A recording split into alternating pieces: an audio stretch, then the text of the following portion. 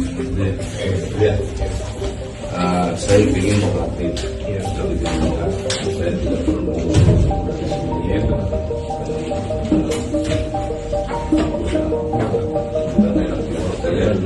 Polisi menangkap suami dari selebgram Cut Intan di kawasan Hotel Kembang, Jakarta Selatan pada Selasa 13 Agustus kemarin.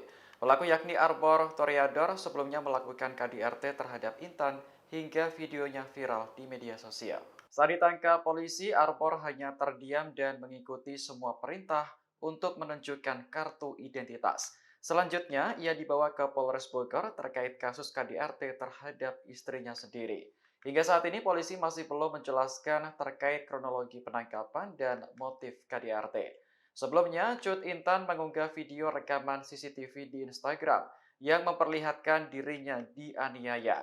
Selebgram yang juga mantan atlet anggar ini dijambak, lalu dipukul berkali-kali oleh Arbor hingga tersungkur. Bahkan bayi yang ada di samping korban juga ikut tertendang. Setelah kejadian, Arbor meninggalkan rumah atas perintah ibunya agar tidak terjadi keributan. Saya ingin kooperatif.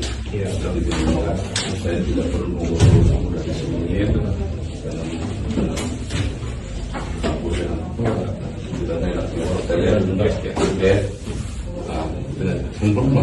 Ada mati bawah